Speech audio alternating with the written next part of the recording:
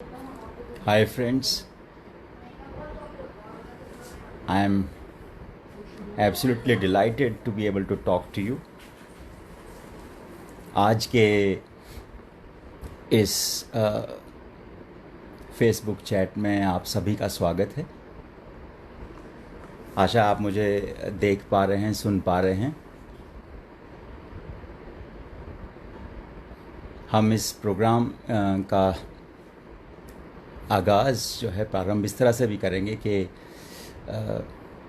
जो टाइटल है corona, education और लीडरशिप, उसकी चर्चा से जुड़े जितने भी पक्ष हैं, मुझे लगा जब हमने इसको शेयर किया तो बहुत सारे दोस्तों ने, बहुत सारे मेरे कॉलीग्स ने मुझे कुछ सवाल बताए कि ये वाले सवाल को एड्रेस किया जाए, तो हम उन सभी बातों को एड्रेस करेंगे इसमें। सबसे पहले मैं जो द हिंदी प्लस का जो इनिशिएटिव है, जिसमें कि हमारे समाज के सामने सभी मूलभूत मुद्दों को सिलसिलेवार तरीके से डिस्कस करने की जो मुहिम है, उसको अप्रिशिएट करना चाहता हूँ। आप जिस तरह से भी चारों तरफ हम देखते हैं कि अब अफवाहों का एक बाज़ार जो है गर्म होता नज़र आ रहा है, तो हम ये चाह रहे हैं कि एक परिवार की तरह से हम बहुत पॉजिटिव प्रैग्मेटिक सोच के साथ उन मुद्दों के ऊपर अपनी नज़र बनाए रखें, जिससे हम अपने समाज, अपने देश और अपनी दुनिया को एक बेहतर स्थान बना सकते हैं। आज जो है कोरोना, एजुकेशन और लीडरशिप की बात करने से पहले मैं आपको थोड़ा सा अपनी एक इंट्रोडक्शन देना चाहता हूँ। आप सब बहुत सारे फ्रेंड्स पहले से मुझसे परिचित हैं, पर फेसबुक फैमिली इतनी बड़ी है कि मेरी आवाज़ बहुत दूर दूर तक जा रही होगी। और मैं इंडिया की ही नहीं बल्कि दुनिया की जो सबसे बड़ी ओपन यूनिवर्सिटी है, हम उसको पीपल्स यूनिवर्सिटी भी बोलते हैं, IGNOU, Indira Gandhi national open university में अंग्रेज़ी डिपार्टमेंट में प्रोफेसर हूँ। मैं लिखने पढ़ने का काम लगातार करता हूँ और आप मुझे कह सकते हैं कि मैं अंग्रेज़ी हिंदी दोनों में लिखता हूँ। कविताएं बीच बीच में जब भी spontaneous overflow of powerful emotions, जब भी मन रुकता नहीं है या जब भी कोई भावना ऐसी आती है तो मैं उसको व्यक्त करता हूँ, कई बार कहानी के माध्यम से, कई बार कविताओं के माध्यम से। और भी कुछ प्रोजेक्ट हैं जो आपके सामने धीरे धीरे आएंगे। मैंने ट्रांसलेशन में अपनी जो है अपनी कुछ हिंदी से इंग्लिश और इंग्लिश से हिंदी दोनों तरह से मैंने कुछ ट्रांसलेट किया है। और उसके साथ साथ जैसे है, मैं कोशिश कर रहा हूँ कि हम अपना समाज में जो भी पॉजिटिव एक कंट्रीब्यूशन हो सकता है, एक टीचर के नाते, एक सिविल सोसाइटी मेंबर के नाते या सिटीज़न के नाते, ये जो आज का प्रोग्राम है, ये भी हम उसी दिशा में। अभी एक दोस्त ने ऐसे मैसेज आया है कि जो आप कुछ भाषा के प्रश्न पे बोलिए, what is the role of language. Friends, मैं ये मानता हूँ कि जो भाषा जो है वो एक सेंट्रल पार्ट है हमारी लाइफ का, हमारी इमेजिनेशन का। हम उससे परे बहुत ज़्यादा सोच नहीं सकते हैं। आप देखिए कि अभी हाल फिलहाल में, आप बहुत समय से ही आप कह सकते हैं कि एक डिबेट चलता है हिंदी, अंग्रेज़ी या और किसी भाषा के बीच में। जब न्यू एजुकेशन पॉलिसी लॉन्च हुई तो साउथ की तरफ से आवाज़ आई हिंदी के प्रति, पर मैं सोचता हूँ कि जो मातृभाषा के प्रति हमारी जो सोच समझ है वो बहुत मजबूत होनी चाहिए। वो उसमें कोई भी एम्बिग्विटी, कोई भी संशय का स्कोप नहीं है। जो है हमारी आइडेंटिटी, हमारी कल्चरल आइडेंटिटी को मजबूत करने के लिए जो एक भाषा जिसको हम मातृभाषा बोलते हैं वो बहुत आवश्यक है। मुझे इसी संदर्भ में दो बड़े नोबेल लॉरिएट की बात याद आती है, जैसे कि गुगी वा थियांगो और चिनुआ एचेबी। चिनुआ एचेबी ये कहते थे कि हमें अंग्रेज़ी में, वो साउथ अफ्रीकन कॉन्टिनेंट में अपनी बात, अब वो साउथ अफ्रीकन लिटरेचर के दोनों बड़े स्टॉलवर्ट रहे हैं। चिनुआ अचेबी कहते थे कि हमें अंग्रेज़ी लैंग्वेज को इस्तेमाल करना चाहिए अपने क्रिएटिव पर्पसेस के लिए, और अंग्रेज़ी के माध्यम से, अंग्रेज़ी के पुल से हम पूरी दुनिया में अपनी एक नई हस्ती बना सकते हैं। पर उसी के साथ साथ आप ये देखिए कि गुगी वा थियांगो ये कहते थे कि हमारा जो भाषा जो है वो हमें अपनी जो है अपनी मदर टंग को ज़्यादा प्रायोरिटाइज़ करना चाहिए, उसको ज़्यादा प्राथमिकता देनी चाहिए। प्राथमिकता के सेंस में अगर आप देखते हैं कि आप अगर जैसे कि जो मातृभाषा जो है वो आपकी एम्पावरमेंट का प्रतीक होना चाहिए। मेरी मूल रूप से ये समझ है कि ये हिंदी और इंग्लिश के बीच में लड़ाई का मकसद नहीं है। ये नहीं है कि जिसको अंग्रेज़ी आती है वो हिंदी वाले के ऊपर कोई मजाक करे। आप ओबामा से, आप बिल क्लिंटन से, आप टोनी ब्लेयर से, आप शशि थरूर से सबसे ज़्यादा अच्छी अंग्रेज़ी बोलिए, पर हिंदी के प्रति कोई भी उसमें आप कहें कोई भी स्टेप मदरली ट्रीटमेंट की बात नहीं होनी चाहिए। कोई भी हम ऐसा पक्ष नहीं करें। हमें आप ये समझिए कि जो पिछले आज़ादी के जितने भी सालों में हम भारत को एक तरह से जोड़ने में है, उसमें हिंदी का एक बहुत इम्पॉर्टेंट रोल रहा है, बहुत महत्वपूर्ण भूमिका, हम उसको नज़रअंदाज नहीं कर सकते। तो इसी के साथ जैसे प्रेमचंद की बात मुझे याद आती है कि जिस राष्ट्र की भाषा नहीं है वो राष्ट्र भी नहीं है। हाँ, तो उस सेंस में मुझे लगता है आपको अपनी मातृभाषा, और जब हम हिंदी की बात कर रहे हैं तो हिंदी का जो कम्युनिकेटिव डायमेंशन है, कम्युनिकेटिव कैपेसिटी है, उसकी बात कर रहे हैं। आज मैं भी इसी संदर्भ में देखिए, जैसे अगर आप मुझे एडवर्ड स्पेंसर की भी बात याद आती है। एडवर्ड स्पेंसर जो हैं वो शेक्सपियर के कंटेम्प्रेरी रहे, और उन्होंने जो है 1885 में एक on the affairs of Ireland के ऊपर एक किताब लिखी। ये प्रोज वर्क है, वो बेसिकली पोएट थे, और उन्होंने ये बात लिखी इस किताब में दो लोग, एक नोबल एरिस्टोक्रेसी से एक आदमी बात कर रहा है और एक लेमैन है, और वो ये बात कर रहे हैं कि हम आयरलैंड को उतनी मजबूती से, उतनी हमारा जो कॉलोनियल पकड़ है, हम आयरलैंड पे क्यों नहीं पकड़ कर पा रहे हैं। तो उन्होंने इसी बात को कहा कि आयरिश लोग ना तो अपने नाम छोड़ रहे हैं और ना ही अपने जो मातृभाषा की जो है वो उसका प्रयोग करना छोड़ रहे हैं। इसी के साथ साथ हम ये भी समझ सकते हैं, जब जापान और कोरिया के बीच में कॉलोनियल रिलेशंस थे, जापान ने ऑक्यूपाई किया था, उसको गुलाम बनाया था कोरिया को, तब भी ये बात आई। उन्होंने 20 साल में जब उनका नियंत्रण बहुत मजबूत नहीं हो रहा था, तो उन्होंने एक ऑफिशियल ऑर्डर निकाला कि हमें कोरियन लैंग्वेज को तबाह करना है और हमें उनको ये कहना है कि वो अपने कोरियन नाम भी भूल जाए। तो एक तरीके से ये एक आपकी आइडेंटिटी का पक्ष है। आप किसी भी भाषा में, मुझे लगता है कि भाषा मूल रूप से, अगर मैं एक दोष वाक्यों में कहना चाहूँ, अगर आप एक भाषा से प्यार करते हैं और उसके अलावा जैसे आप कहें बायलिंगुअल हो जाते हैं, ज़्यादा भाषा सीखते हैं और मल्टीलिंगुअल हो जाते हैं, तो वो आपकी एम्पावरमेंट का पक्ष है, वो आपको आपकी मजबूती दिखाता है। अगर आप एक भाषा में जुड़े रहते हैं और उसी के कहीं ना कहीं आप उसी के इर्द गिर्द घूमते हैं और कोई नया ज्ञान अपने पास नहीं आने देते हैं, वो भी एक तरीके की गुलामी है, वो भी एनस्लेवमेंट है।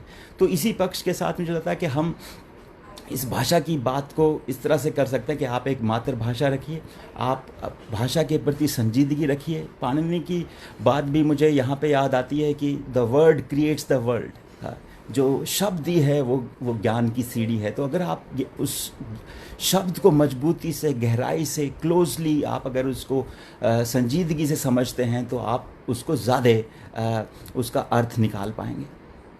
अभी जब हम बात कर रहे हैं, तो जब हम लैंग्वेज क्वेश्चन की बात करें दोस्तों, तो मुझे एल्विन टॉफल की भी बात याद आती है। एल्विन जो एक बहुत बड़े शिक्षाविद हैं, एल्विन टॉफलर, उन्होंने किताब लिखी rethinking the future. Rethinking the future में वो कहते हैं कि जो अनपढ़ता जो है 21वीं शताब्दी में इस बात से नहीं जानी जाएगी कि किसके पास कितनी डिग्रियां हैं। अनपढ़ता इस बात से नहीं पहचानी जाएगी कि वो लोग स्कूल गए कि नहीं।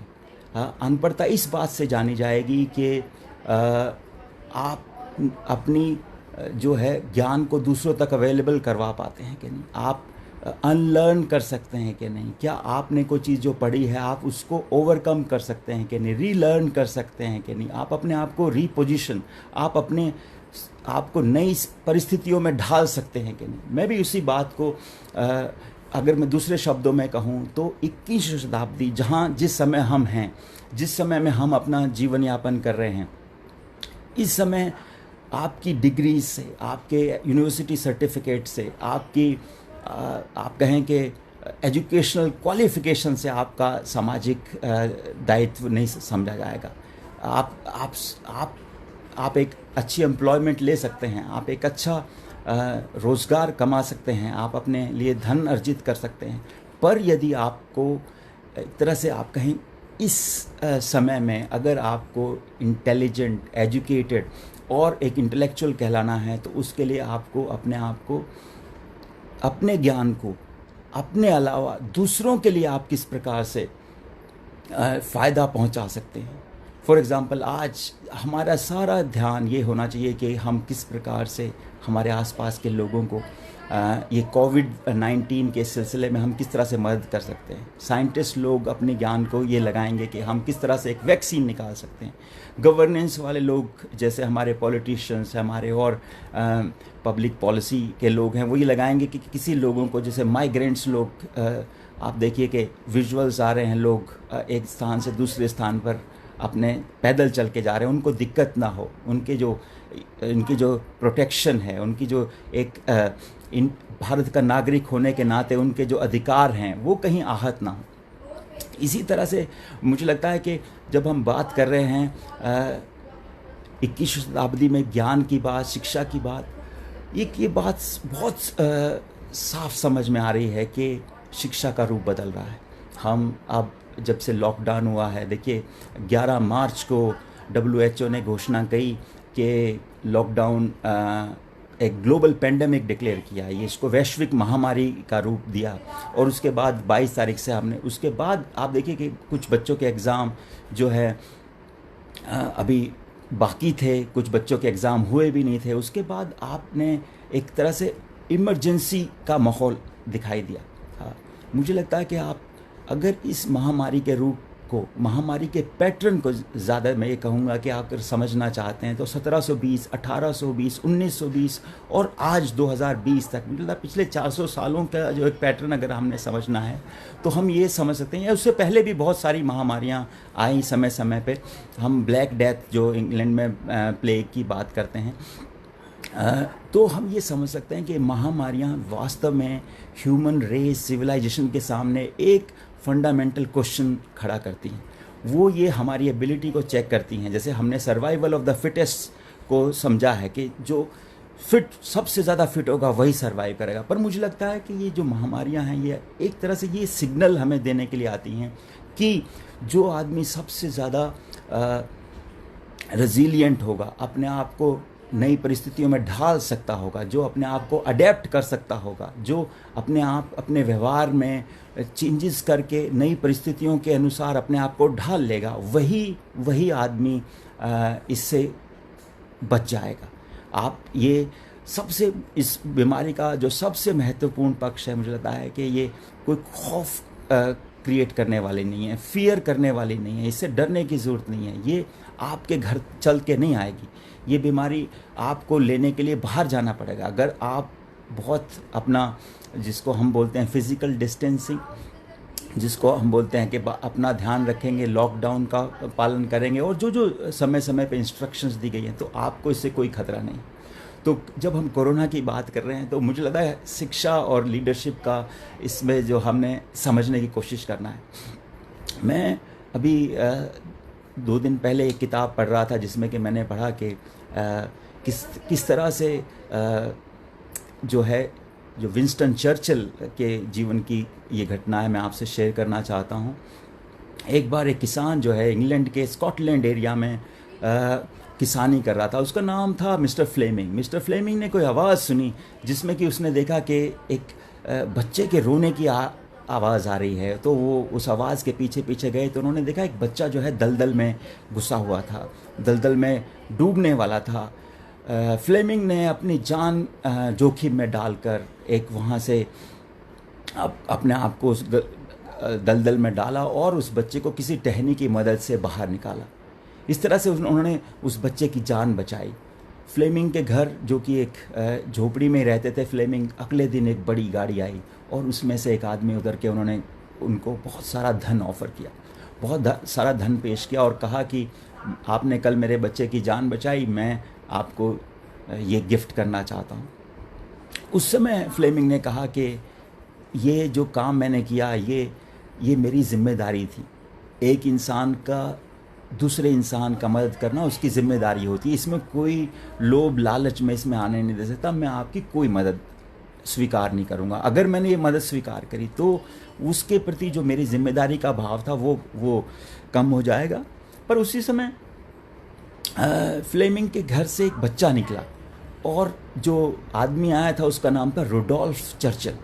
रुडोल्फ ने उस बच्चे की तरफ देखा और उससे पूछा कि ये कौन है। तो फ्लेमिंग ने बताया कि ये मेरा बेटा है। और उसी समय मुझे लगता है कि जब रुडोल्फ अपनी गिफ्ट ना एक्सेप्ट किए जाने से थोड़े से परेशान थे तो उन्होंने एक फ्लेमिंग को ऑफ़र दिया। उन्होंने ये कहा कि मैं आपके सामने एक प्रस्ताव रखता हूँ, मैं आपके बेटे को अपने बेटे की तरह रखना चाहता हूँ।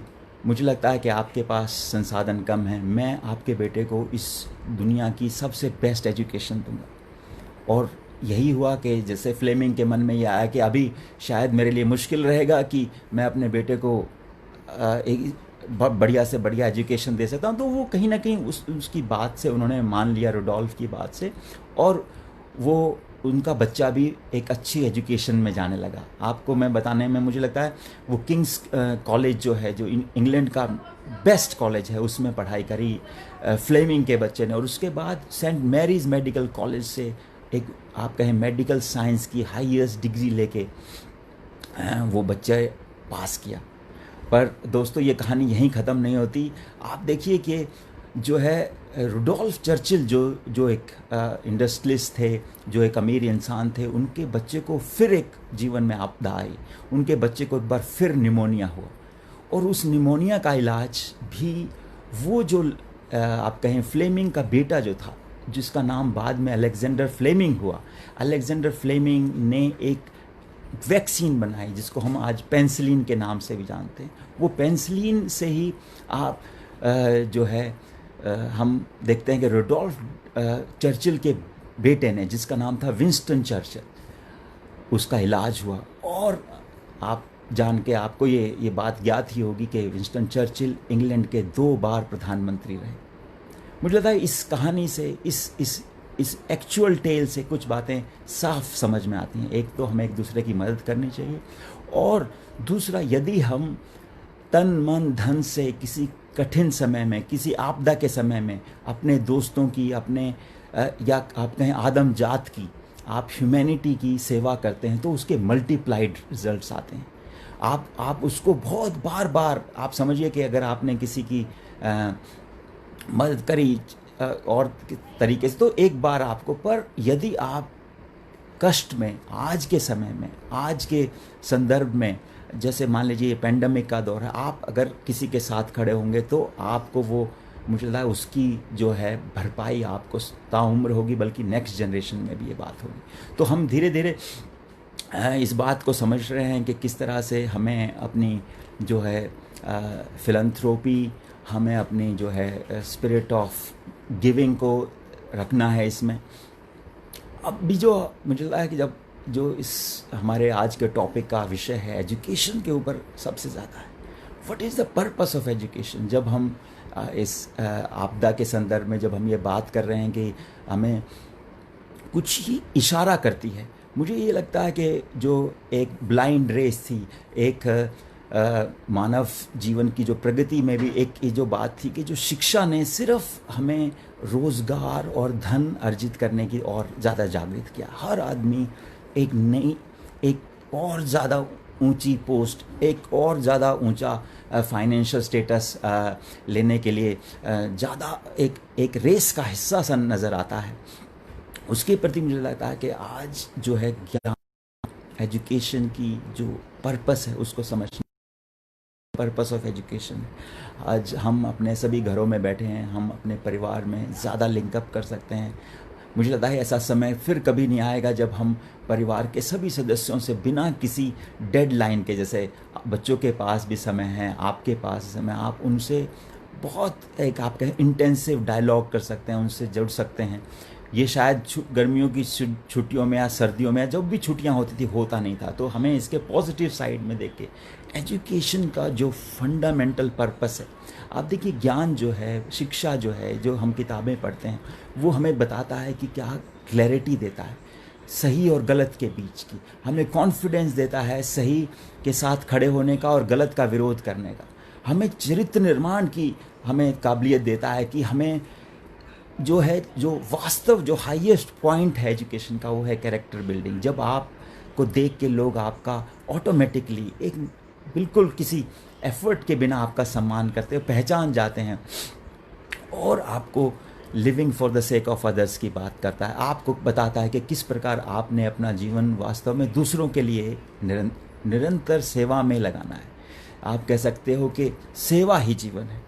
मैंने वेस्ले हैरिस की किताब भी ट्रांसलेट करी थी जिसका टाइटल था सक्सेस इज़ इन गिविंग, त्याग में ही जीवन है। आप कभी नेट पे ढूंढेंगे तो आपको वो ज़रूर मिलेगी।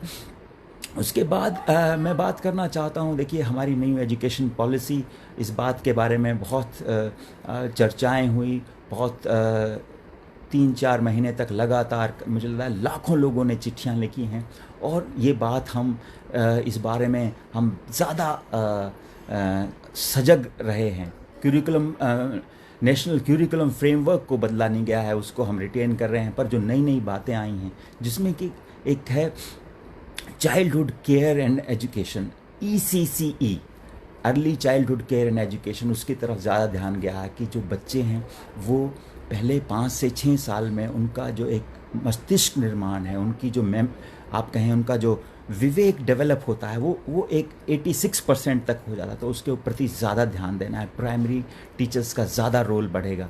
बीएड को रिवाइव करने की बात हो रही है जिसमें कि बीएड 4 साल की अवधि हो जाएगी और जो कमर्शियल जिस तरह से बीएड को एक सेलिएबल कमोडिटी जैसे बिकने की चीज़ है वो शायद अब बदलेगी। कस्तूरी रंगन साहब जो इसके चेयरमैन थे, उनके साथ जैसे बहुत इम्पॉर्टेंट पक्ष जो है रखे गए हैं।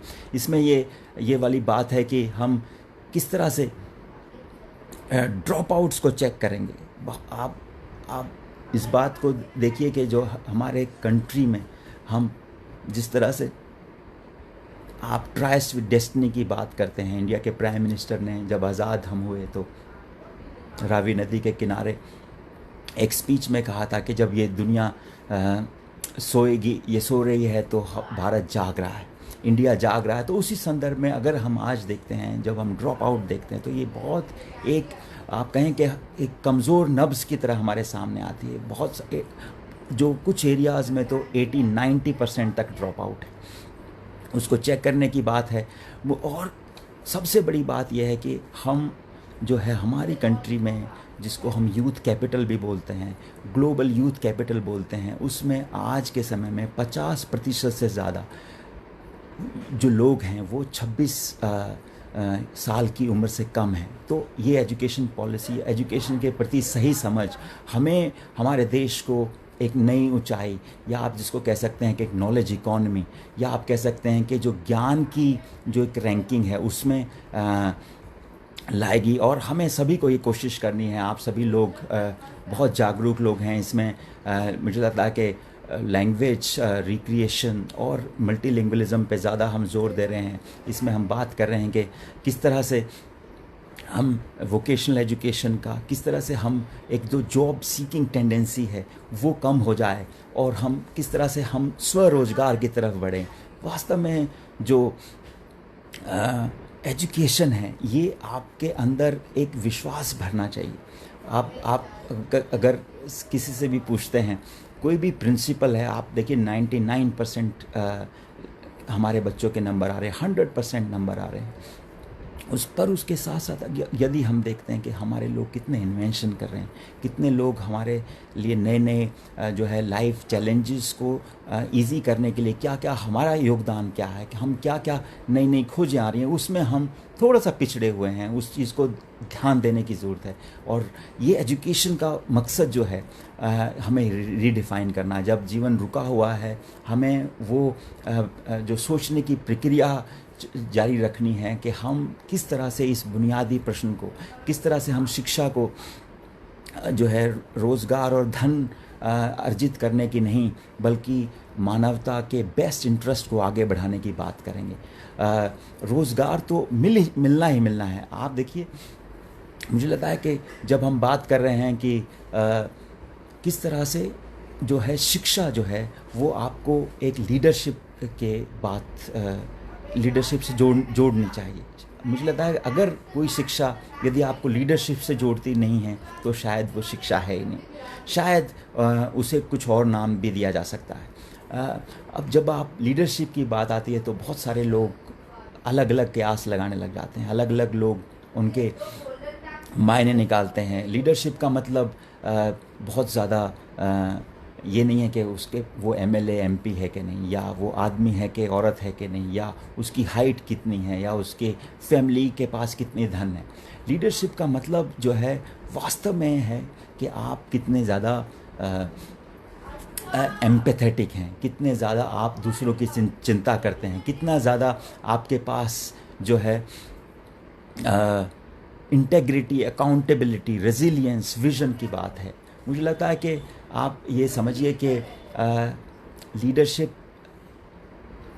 को डिफ़ाइन करना बहुत चैलेंजिंग है। लीडरशिप को डिफ़ाइन करना मुझे लगता है बहुत हरक्यूलियन है, पर इस तरह से भी हम समझ सकते हैं कि वही आदमी लीडर है जब एक विपत्ति आती है तो लोग जब इधर उधर भागने लगते हैं, जब लोगों की विज़न ब्लर होने लगती है, जब उनकी आँखें धुंधला होने लगती हैं, तब वो आदमी खड़ा होता है।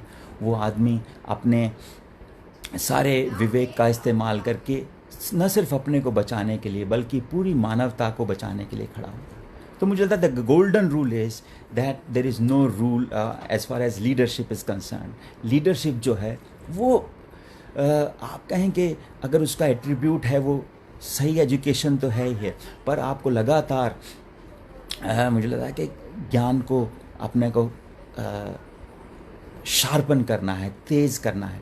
मुझे लगता है कि अगर आप लीडरशिप की बात करेंगे, एजुकेशन की बात करेंगे, तो मुझे ऑटोमेटिकली 2-3 नाम ध्यान में आते हैं। मुझे ध्यान में आता है उस लेडी टीचर का, उस फर्स्ट लेडी टीचर का, जिसने कि एक ऐसी स्थिति में, जिस तरह से हम लॉक्ड हैं, ऐसी स्थिति में जब हम परेशान हैं, तो उसने महिलाओं के लिए स्कूल खोलने की इनिशिएटिव करी। आप देखिए कि 1850 के जो दशक में वो लेडी जो है, जब सब लोग अलग अलग सोच विचार से अपने जो आप कहें सोशल पॉलिटिकल कंट्रोल को मजबूत करने के लिए लगे हुए थे, तो सावित्री फुले जो आती हैं वो लड़कियों के लिए स्कूल खोलती हैं, लड़कों के लिए स्कूल खोलती हैं। हमारा देश जो है सामाजिक और आर्थिक विषमताओं से भरा देश है, पर फिर भी वो सभी के लिए स्कूल की बात करती हैं, लड़कियों के लिए स्कूल की बात करती हैं और एक नई एजुकेशन लाती हैं। वो किस तरह से जो है सोशल साइंसेस, मैथ्स, लिटरेचर का प्रयोग करके स्कूल खोलती हैं। आप देखिए कि एक स्कूल कितना खोलना मुश्किल है और आप 18 स्कूल खोलती हैं। और उसके साथ साथ वो जो है विधवा विवाह के लिए, उसके अलावा जो है जैसे चाइल्ड अबॉर्शन को स्टॉप करने के लिए अपने लिए एक नए इनिशिएटिव खोलती हैं, नए नए हॉस्टल चलाती हैं। एक बार तो ये भी सुनने में आया कि जब पुणे में प्लेग फैला तो वो जाके जब स्टूडेंट क्लास में नहीं आते थे तो वो स्टूडेंट के पास जाती थी और पढ़ाती थी। हालांकि आप ये देखिए कि उन्होंने अपना जीवन भी एक इसी तरह से एक प्लेग के रोगी की सेवा करने में, उसको हॉस्पिटल पहुंचाने में लगाया। आप देखिए ये लीडरशिप है, ये एजुकेशन है। जब आप अपने आप को कहीं ना कहीं सेक्रीफाइस करते हैं आप और फॉर ए लार्जर पर्पस, ताकि जो आपके आसपास ज्ञान की रोशनी और फैल सके। आपको मुझे लगता है डॉक्टर अंबेडकर का नाम यहाँ पे आना उतना ही स्वाभाविक सा लगता है। डॉक्टर अंबेडकर भी जब अमेरिका, इंग्लैंड और दुनिया की बेस्ट एजुकेशनल प्लेसेस पे वो एजुकेशन पढ़ के आए, तो वो उनके पास एक ऑटोमेटिक भी है था कि वो किसी बड़ी एमएनसी में या बड़े किसी मंत्रालय को हेड कर सकते थे, वो अपनी बहुत जायदाद बना सकते थे। पर उन्होंने देखा कि इस देश में जो caste, class, gender, race, ethnicity के जो डिफरेंसेस हैं, बैरियर्स हैं, जिससे मानवता प्रभावित हो रही है, तो उन्होंने उसको बदलने की ठानी और अपनी एजुकेशन को उन्होंने टूल बना के अपने ज्ञान को, अपने विवेक को इस्तेमाल करके जो एक और ख़तरनाक महामारी थी। आप देखिए संविधान में जब हम बात करते हैं we the people of India, मुझे लगता है जब आप बार बार भारत सरकार सभी हमें बचाने का प्रावधान करती है, तब भी ये बात आती है we the people of India. आज ये जो एजुकेशन और जो लीडरशिप के जो सवाल हैं, वो मुझे लगता है ये दो लोग बड़े मजबूती से एड्रेस करते हैं।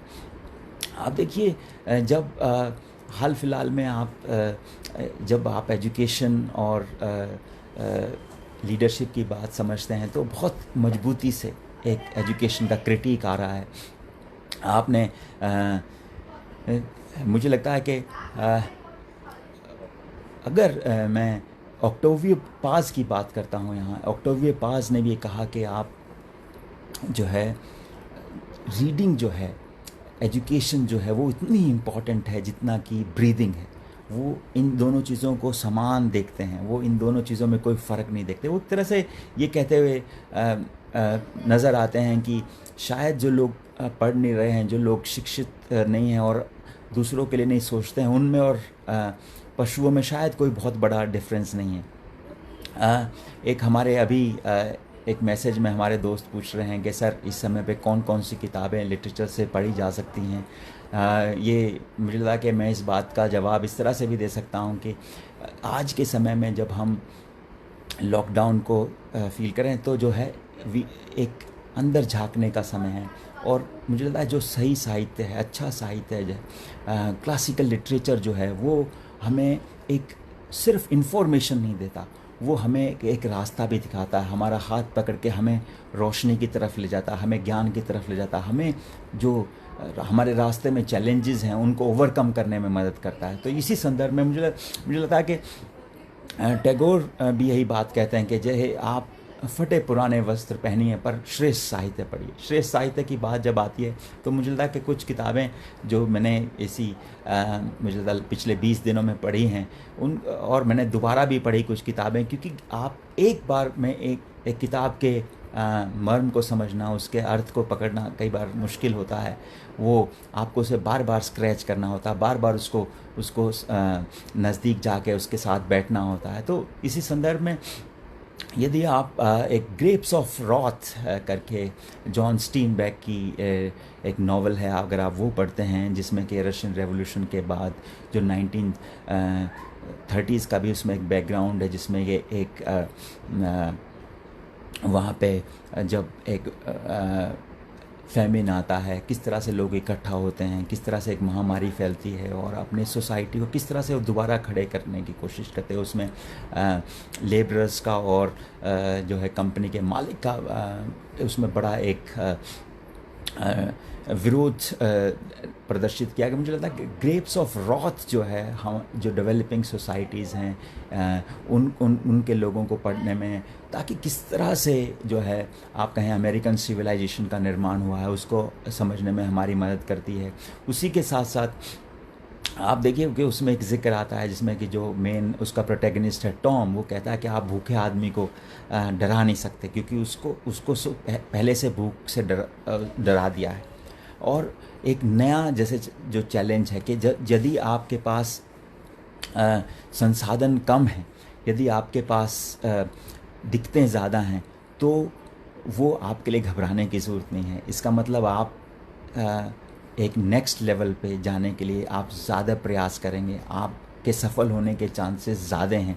आप अपने लिए रास्ता ढूंढेंगे और दूसरों के लिए भी और रास्ता ढूंढेंगे। इसी सिलसिले में मुझे लगा कि जो किताबें मैं आपको रेकमेंड करना चाहता हूँ वो है अल्बर्ट कामू की द प्लेग। ये भी एक महामारी से ग्रसित समाज की एक व्यथा दिखाती है, किस तरह से लोग एक दूसरे को ध्यान देना छोड़ देते हैं और किस तरह से उनको उनके जीवन का जो है निरर्थकता और सार्थकता में से फ़र्क समझ में आता है। आप दोस्तोयेव्स्की का फ्योदोर दोस्तोयेव्स्की की इडियट आप एक नावल पढ़िए, बहुत मीनिंगफुल है। इसी सिलसिले में यदि आप जैसे लॉकडाउन की पैरेलल सिचुएशन किस तरह से आप कहें साइंस फिक्शन ने और इंग्लिश लिटरेचर ने, अब ये हिंदी में भी ट्रांसलेटेड हैं ज़्यादातर किताबें। आप जिम क्रेस का पेस्ट हाउस और क्वारंटाइन जो 2 नॉवेल्स हैं वो पढ़ सकते हैं। आपको लगेगा कि आपसे पहले ही किसी आदमी ने अपने आप को क्वारंटाइन करके रखा हुआ है, अपने आप को लॉकडाउन में रखा, और किस तरह से इमेजिनेशन से वो आपको बाहर निकालता है। इसी के साथ साथ मैं समझता हूँ स्टीफन किंग की जो एक नावल है द स्टैंड 1978 में आई, और जो है प्लेग जैसी पेंडेमिक में किस तरह से सोशल इम्प्लिकेशंस होती हैं, अगर आप उसको समझना है तो वो भी समझ सकते हैं। टी.एस. एलियट का जो वेस्टलैंड एक बड़ी पोएम है, उसमें भी टी.एस. एलियट खुद एक बार एक फ्लू का शिकार हुए और उन्होंने इसको बड़े मार्मिक तरीके से बयान किया। इसमें भी वो किसी एक फिज़िकल डिजीज़ की बात नहीं कर रहे हैं, वो बात कर रहे हैं socio cultural even religious disease की। तो अगर आप टी.एस. एलियट की करीब 450 लाइन की वो कविता वेस्टलैंड पढ़ते हैं तो भी आपको एक नई दृष्टि उसमें नज़र आती है। इसी में आप देखिए कि एमिली मेंडल की किताब है स्टेशन 11, 2011 में आती है, और हूबहू आपको लगेगा कि आपको जो हम परिस्थितियाँ आज झेल रहे हैं ग्लोबल लेवल पे, वो किस तरह से एक पेंडेमिक का नज़ारा है और किस तरह से एक सामूहिक रूप से हम इससे निकल सकते हैं। तो ये किताबें जो हैं, मुझे लगा आप जो किताबें आप पहले पढ़ चुके हैं आप उनको दोबारा पढ़ सकते हैं, आप उनके नए नए अर्थ निकाल सकते हैं, आप उनको रीपोजिशन कर सकते हैं। जैसा कि हमने शुरुआत में बात करी कि जो है ज्ञान, जो है नॉलेज, एजुकेशन का मतलब है रीसिचुएट करना, अनलर्न करना, रीलर्न करना।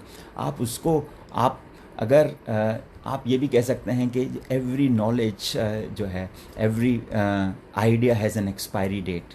वो थोड़े टाइम बाद आपको उसको शेप करना पड़ता है, री इन्वेंट करना पड़ता है, आप उसकी आपको धूल झाड़नी पड़ती है। तो उसी संदर्भ में आप लगातार मुझे लगाए गए इन किताबों के सिलसिले में आप पढ़िए। जब हम लीडरशिप की बात करते हैं तो ज़्यादातर लोग इसको बॉसिज़म से रिलेट करते हैं कि ये जो है ये बॉस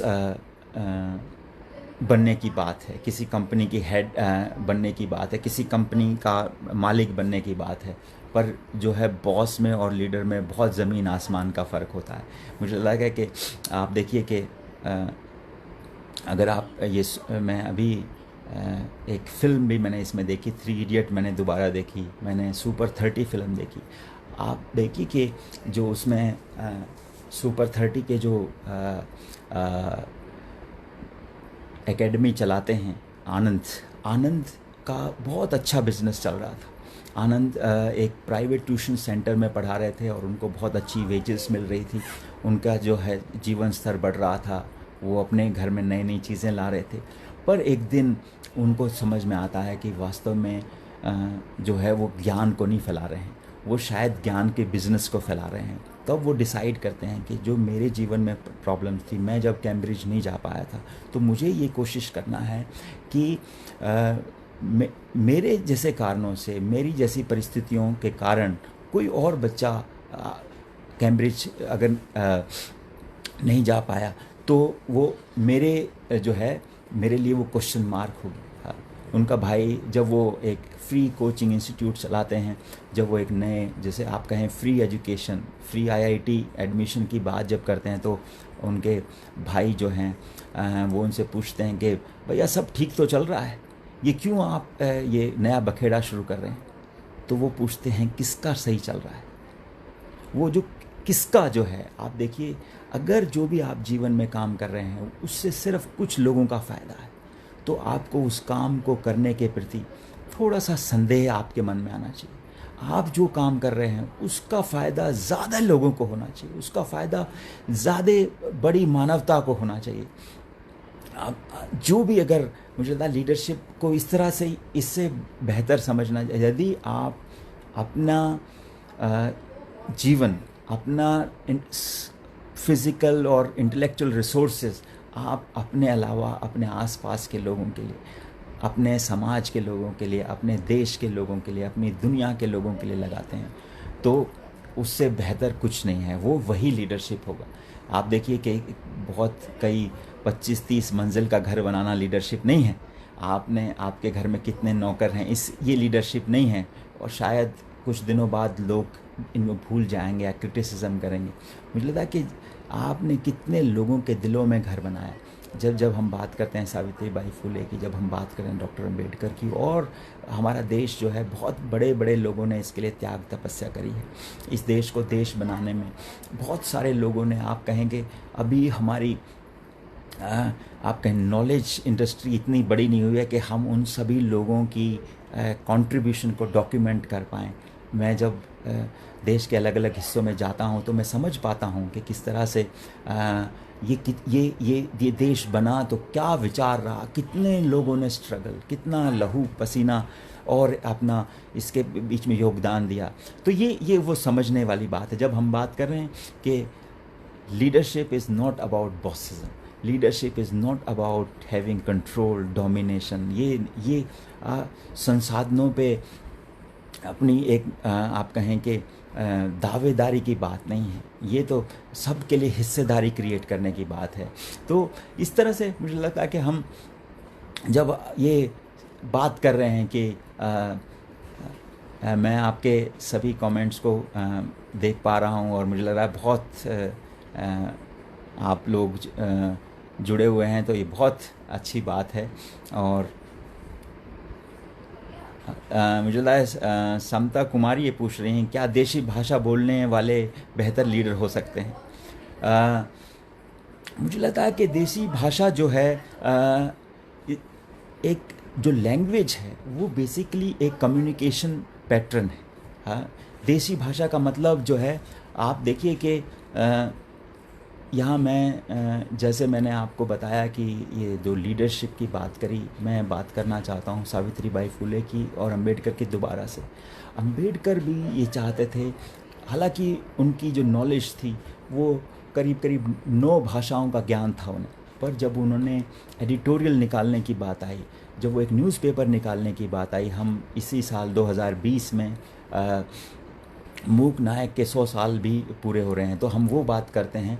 और देखिए, वो मराठी में निकालते हैं, वो लोगों से जुड़ने की कोशिश करते हैं, वो अपनी बात लोगों को लोगों की भाषा में समझाने की बात करते हैं। तो जब आप समता जी, जब आप पूछ रही हैं इस बात की, मुझे लगता है कि देशी भाषा का ज्ञान बहुत ज़रूरी है लीडरशिप के लिए। अगर आप आज के हमारे वर्तमान प्रधानमंत्री की बात करें, वो हालांकि एक हिंदी स्पीकिंग स्टेट से नहीं है, पर जब वो हिंदी बोलते हैं तो वो लोगों से ज़्यादा एक संवाद की स्थिति में होते हैं, वो ज़्यादा लोगों से कनेक्ट करते हैं, वो ज़्यादा लोगों से जुड़ पाते हैं। वो एक जो अखिल भारतीय जो है अपील, तो इस तरह से आप कोई भी देशी भाषा के प्रति, जिसको हम मदर टंग बोलते हैं, अब तो वो भी बहुत सारी स्टडीज़ आई हैं, बहुत सारे एम्पिरिकल सर्वे हुए हैं कि इवन टेक्निकल और मेडिकल सब्जेक्ट्स को भी मदर टंग में पढ़ाना चाहिए। AICTE जो हमारे देश में एजुकेशन, टेक्निकल एजुकेशन को रेगुलेट करती है, वो इस बारे में बात कर रही है कि हम जो है मदर टंग, अगर जो टेक्निकल, बहुत बड़ी शिकायत रहती है लोगों को कि मेडिकल की किताबें और टेक्निकल इंजीनियरिंग की किताबें इंग्लिश के अलावा और भाषाओं में नहीं है। अब ये बात आई है कि बहुत सारी रिसर्च है कि मदर टंग में जो आप सोचते हैं वो रियल सोचते हैं, और वो आपके ज्ञान को ज़्यादा ऊंचाई देने में बात करता है। इसी से मुझे लगता है एक राजा राव की मुझे बात याद आ रही है। राजा राव कहते थे कि जो इंग्लिश जो है is a language of our intellectual makeup, और जो है मदर टंग को वो बोलते हैं हमारे इमोशनल मेकअप की बात। तो हमारा जो इमोशनल मेकअप में जब आप सोचते हैं तो आप ज़्यादा जुड़ पाएंगे। और लीडर का बहुत ज़रूरी है कि वो लोगों से जुड़े, वो लोगों की दुख तकलीफ़ को समझने के लिए उस भाषा का माहिर हो। राजा राव की बात आई है तो उन्होंने एक किताब लिखी है, उनका जो मैग्नम ओपस है, उन्होंने बहुत सारे नावल लिखे।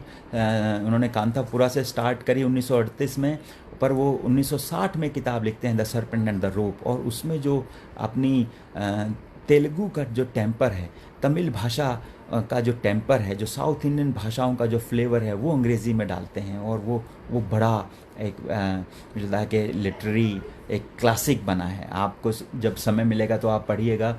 कांतापुरा जो है वो भारत की आज़ादी के संदर्भ में एक टेक्स्ट है। और सर्पेंट एंड द रोप जो है वो एक फ्रांस में गया हुआ जो एक इंडियन है रामास्वामी, उसकी एक फ्रेंच महिला के साथ एक रिलेशनशिप, और कैसे वो भारत आके दोबारा से अपने आप को तलाशता है, उस बारे में है।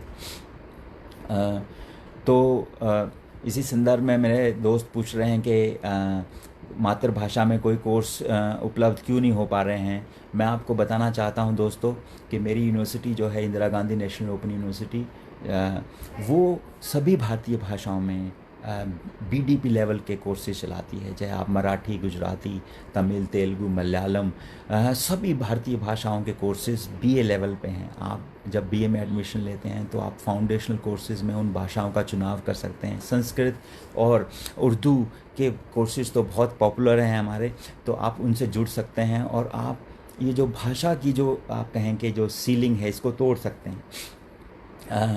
इस आज के आपको मैं फिर इस बात से मुझे लगता है कि सभी हमारे दोस्तों को, जुड़े हुए दोस्तों का फिर से मैं बार बार धन्यवाद करता हूँ। जो आप बात कर रहे हैं कि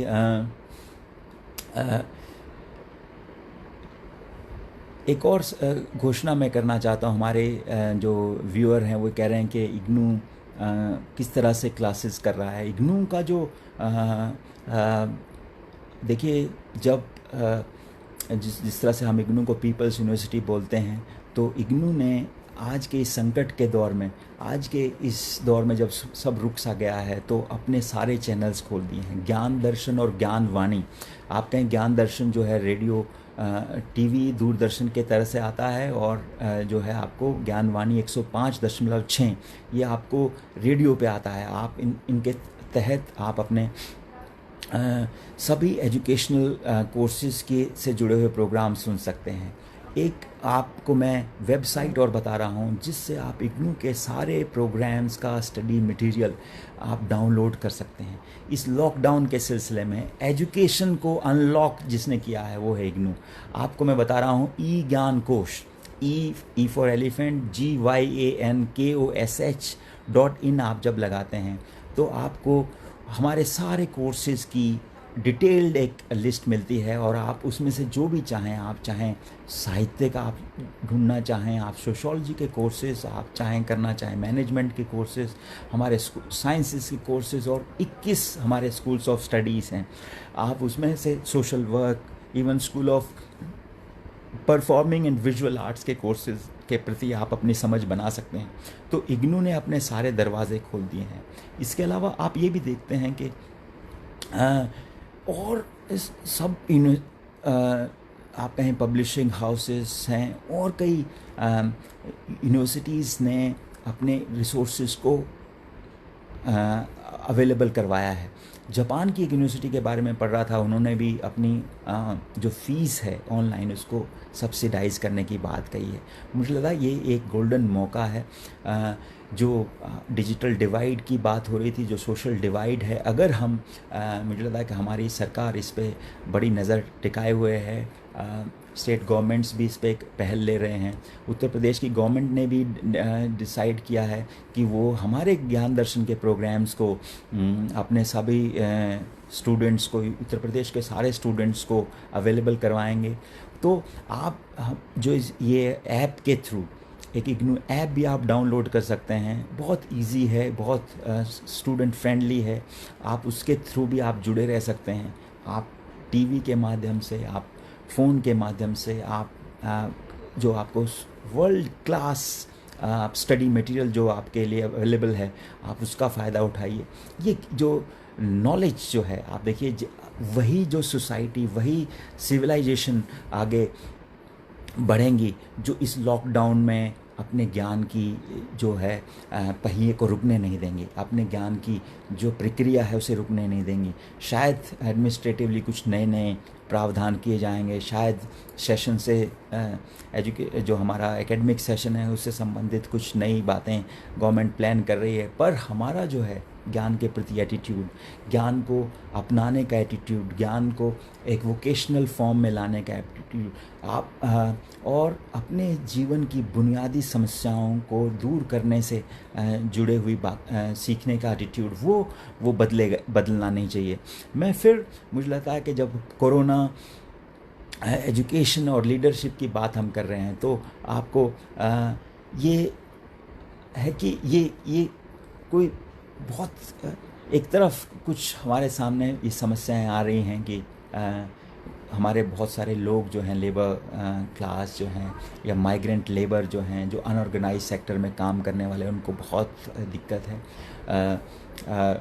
स्टेट गवर्नमेंट्स ने प्रावधान किए हैं, ये भी मुझे लगता है कि बहुत इम्पॉर्टेंट है। जो प्रोएक्टिव गवर्नेंस की बात हो रही है, जिसमें कि सभी स्टेट गवर्नमेंट्स ने लिखा है कि हम अपने स्टेट के लोगों के प्रति जवाबदेह हैं, और उन्होंने सबको टोल फ्री नंबर दिए हैं, आप उनसे संपर्क बना के वो अपनी जगह पे लौट सकते हैं।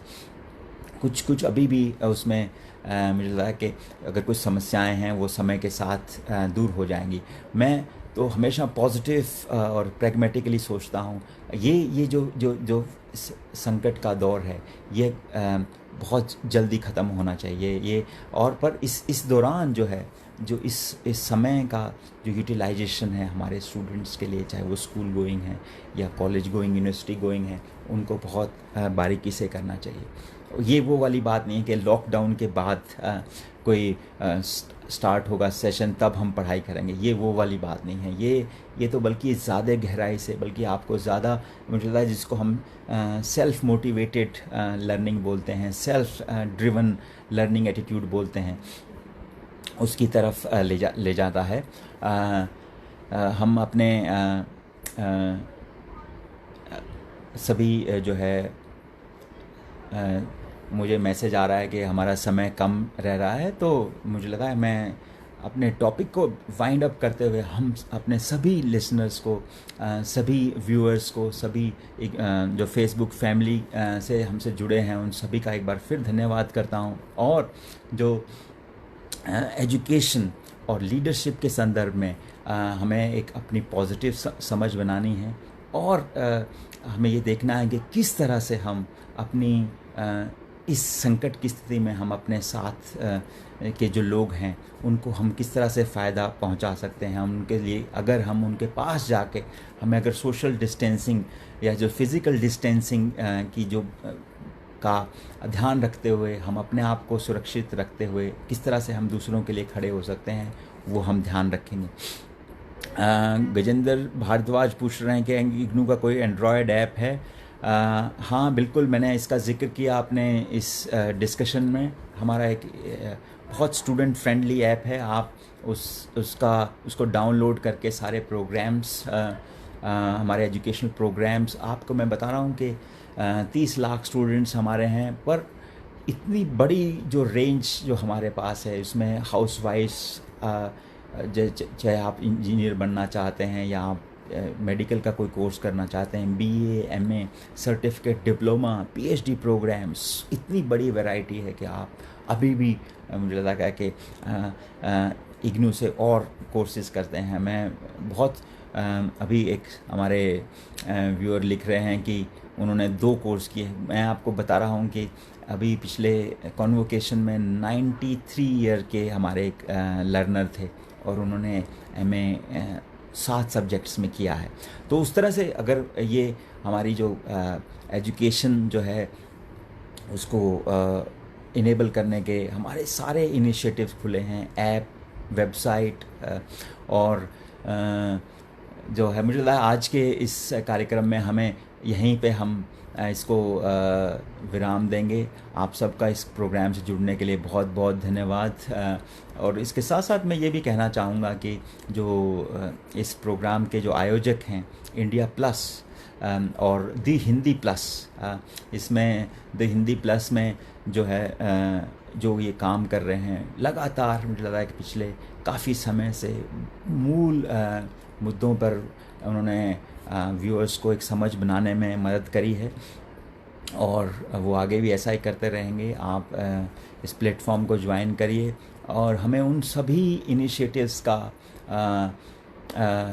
उनको मजबूत करना चाहिए जो जिनकी इंटेंशंस पॉजिटिव हैं, जो प्रोग्रेसिव तरीके से सोचते हैं और समाज में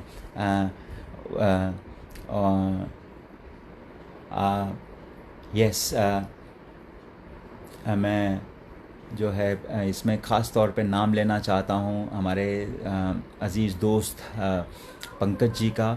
मैं डॉक्टर रमेश यादव का, डॉक्टर नवीन का, डॉक्टर सुधांश शर्मा का और हमारे जो है इग्नू से जितने भी लोग जुड़े हुए हैं, मुझे लगा कि उन्होंने बहुत समय समय पर बहुत एक ऐसा पॉजिटिव एटमॉस्फेयर बनाने में हमारी मदद करी है। हम उन सब का धन्यवाद करते हैं, ख़ास तौर पे पंकज जी का। हम इसी से जुड़े हुए, इसी से संबंधित और मुद्दों पे आपसे संवाद करेंगे। ये संवाद की प्रक्रिया यूं ही लगातार जारी रहेगी और हम और जो ज्वलंत मुद्दे हैं हमारे समाज को, हमारे देश को, हमारी दुनिया को और बेहतर बनाने के लिए हम क्या क्या कर सकते हैं, इन्हीं सभी मुद्दों के साथ हम फिर आपके साथ जुड़ेंगे। आज के लिए इतना ही दोस्तों। आप अपना ध्यान रखें, अपने परिवार के साथ हर गुज़रने वाले पल का भरपूर फ़ायदा उठाएं। ये जो पल है ये बहुत कीमती है। अपना ध्यान रखें, अपने परिवार का ध्यान रखें और हम बहुत जल्द एक बेहतर समय में एंटर करेंगे। Thank you very much.